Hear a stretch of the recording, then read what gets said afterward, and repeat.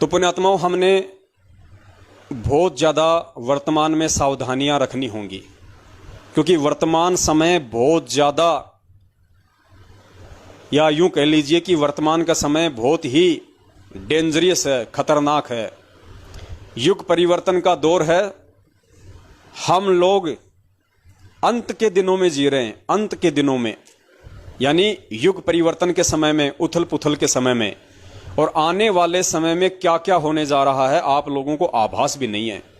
डर जाओगे, रूह कांप जाएगी। वो भयंकर समय, वो भयंकर पूरे विश्व की परिस्थितियां होने जा रही हैं।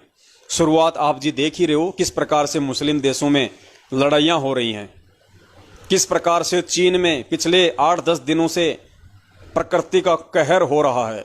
लाखों लोग पानी में डूब के मर रहे हैं, लाखों लोग।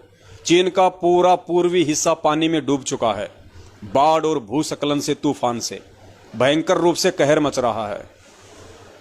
और ये हर जगह होगा, हर जगह, क्योंकि परमात्मा धरती पे है और परमात्मा जेल में बैठने नहीं आया। आप इस चीज को ध्यान रखना, परमात्मा जेल में बैठने नहीं आया है। दुनिया वालों ने परमेश्वर का 7 साल बर्बाद किया है, 7 साल। आप यदि किसी देश के प्रधानमंत्री की या किसी राज्य के मुख्यमंत्री की यदि आप 5 मिनट बर्बाद कर दो, यदि मुख्यमंत्री ने कोई मीटिंग रखी और आप उसमें नहीं पहुंचे, 5 मिनट भी लेट हो गए, तो मुख्यमंत्री या प्रधानमंत्री कितना अक्षुब्ध हो जाता है, कितना नाराज हो जाता है। हो सकता है वो आपसे आपका वो पद छीन ले, हो सकता है वो आपको 2 बातें भी बोल दे। जब एक 2 कौड़ी का जीव अपने 5 मिनट के बर्बाद हुए समय को सहन नहीं कर सकता, तो ये पूर्ण ब्रह्म परमेश्वर जो सारे ब्रह्मांडों का संचालन कर रहा है, पुण्यात्माओं, आप लोगों ने, अर्थात इस दुनिया ने उस परमेश्वर का 7 साल का समय बर्बाद किया है। तो 7 साल के उस समय की कितनी कीमत लोगों को चुकानी पड़ेगी, ये दुनिया वालों को आभास भी नहीं है। इसलिए ये कहर आना लाजमी है, लोगों की दुर्गतियां होनी लाजमी हैं, और वो होके रहेंगी। परमेश्वर हमें असुर निकंदन रमैनी में पढ़ाते हैं कि आवेगा दक्खन से दीवाना काबुल का, काल किलकिलियम गल है तुर्काना, किलकिलियम ओतार कला। परमेश्वर ने कहा कि ये जो विश्व युद्ध की शुरुआत है, ये काबुल देश से होगी। काबुल यानी अफगानिस्तान की राजधानी। और आपको पता है कि तालिबान ने किस प्रकार से अफगानिस्तान में कहर मचा रखा है। अफगानिस्तान के 70-80% भूखंड पर अपना कब्जा जमा लिया है, लोगों को मौत के घाट उतार रहा है, और अब वो काबुल पे चढ़ाई करने की कोशिश कर रहा है। तो गुरुजी की भविष्यवाणी सिद्ध होती जा रही है, वो समय निकट है। और जब काबुल पे वो अपना अटैक करेगा, तो गुरुजी ने उसके सरलार्थ में कहा कि काबुल के जो दक्षिण में जो देश है, काबुल के दक्षिण दिशा में जो देश है, वो काबुल की सहायता के लिए आएगा। फिर दूसरे देश काबुल पे अटैक करने वाले देश की सहायता के लिए आएंगे, और वो दोनों ही मुस्लिम होंगे। इस प्रकार से आपस में सारे मुस्लिम देश एक दूसरे का पक्ष विपक्ष करके लड़ेंगे, भयंकर युद्ध होगा, मारकाट होंगी, और आधे से ज्यादा मुस्लिम कंट्री और मुसलमान भाई बहन कट कट के मरेंगे। और उसकी शुरुआत हो चुकी है, क्योंकि परमात्मा जेल में बैठने नहीं आया। 7 साल कम नहीं होती हैं। 27 साल से लोगों को जगा के जेल में गया है। दुनिया वालों को एक मौका दिया कि अगर तुम चाहो तो मेरे ज्ञान को स्वीकार करो, मेरे पद चिन्हों पे चलो, मेरे कहे अनुसार चलो, इन बुराइयों को छोड़ो। ये जो राज्य या देश विस्तारीकरण की या एक दूसरे देश को हड़पने की तुम्हारी जो ये विस्तारवादी नीति है, इसको त्यागो। सभी को अपना भाई बहन समझो, खुद भी जियो, दूसरे को भी जीने दो। इन परमाणु बमों का, मिसाइलों का सदुपयोग करो, ऊर्जात्मक क्षेत्र में इनका प्रयोग करो। लेकिन पुण्यात्माओं, देश और दुनिया वालों के ये बातें समझ में नहीं आई, और 27 साल किसी को समझाने के लिए कम नहीं होते हैं। उसके बाद परमात्मा जेल में बैठा है जाके, कि अब इनको इनके हाल पे छोड़ दिया जाए, जैसे इनके कर्म वैसे इनके परिणाम। तो अब वो समय आ गया है, ज्यादा परमेश्वर विलंब करने वाले नहीं हैं, लेकिन परमेश्वर के बाहर आने से पहले पहले जो कहर मचेगा दुनिया में, उसकी हम अभी कल्पना भी नहीं कर सकते। हम सत्सेवकों को भी फिलहाल उसकी कल्पना नहीं है कि किस प्रकार से नरसंहार होगा। यानी काल भगवान की ये योजना है कि पूरे विश्व में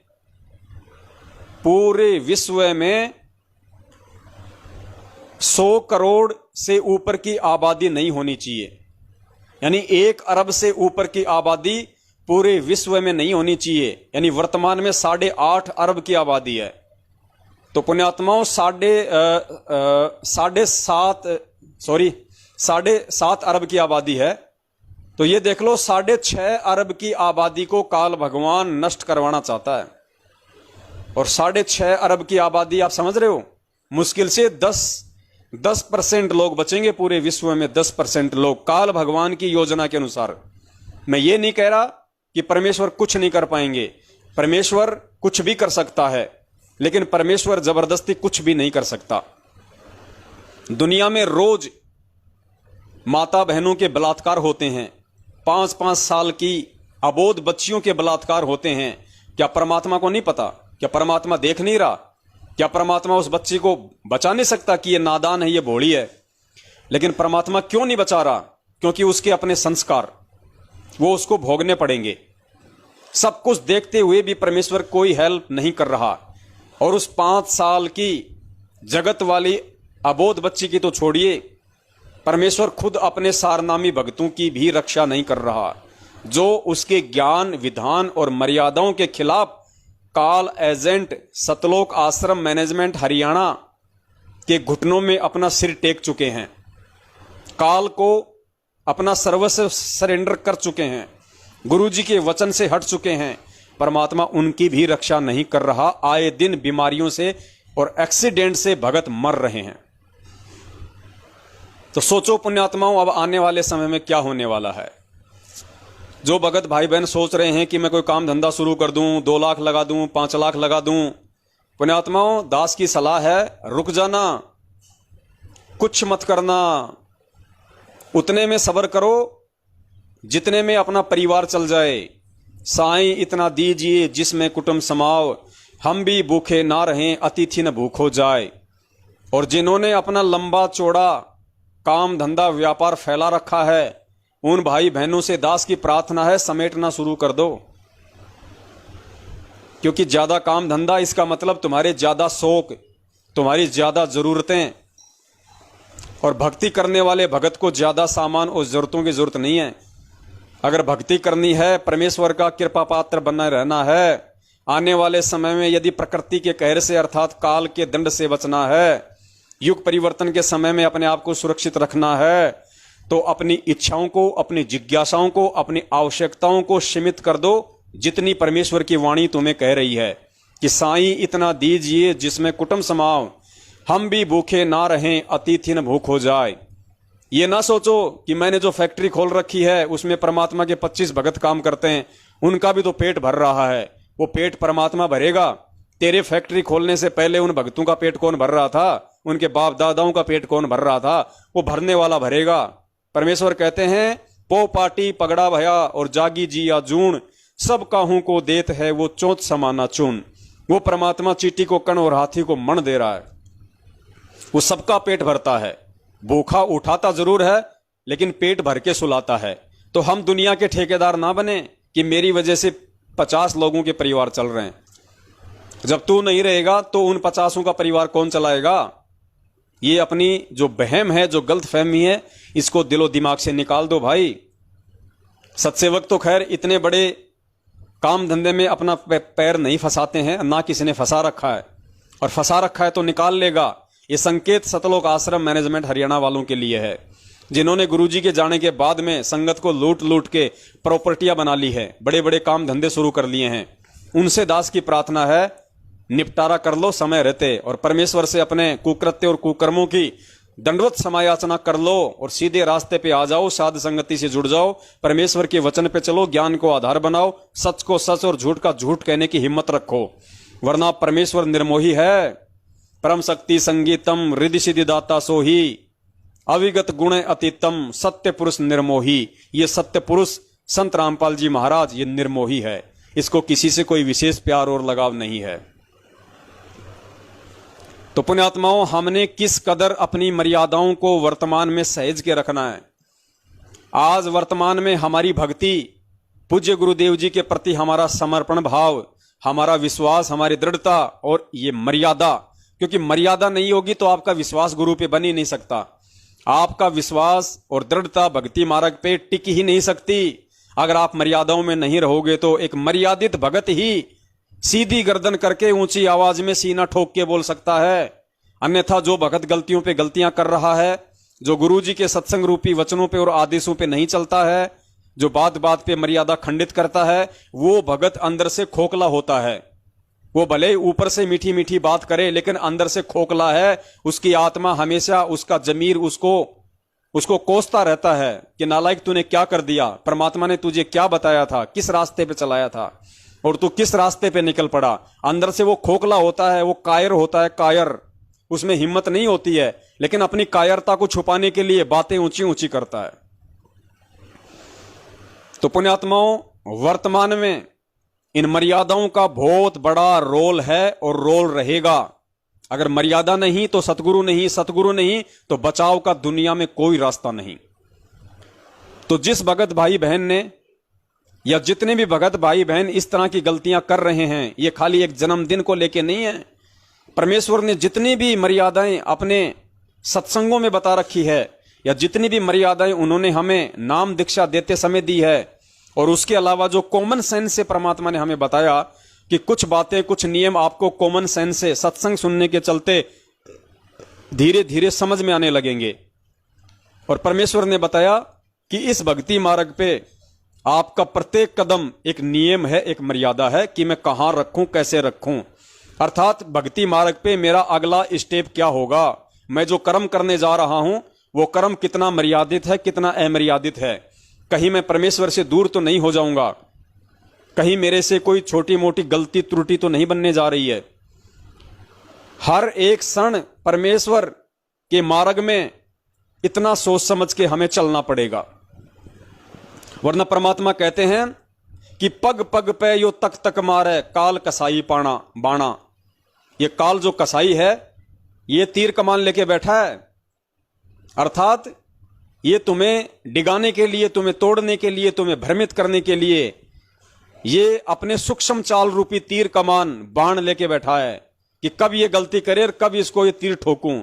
तो परमात्मा कहते हैं कि पग पग पे यो तक तक मारे, कि इस भगत का अगला आध्यात्मिक स्टेप क्या होगा, ये क्या गलती करेगा। वो नजर में है कि मुझे कोई मौका मिले इसको सतगुरु से दूर करने का, मर्यादाओं से दूर करने का, कि पग पग पे यो तक तक मारे काल कसाई बाणा।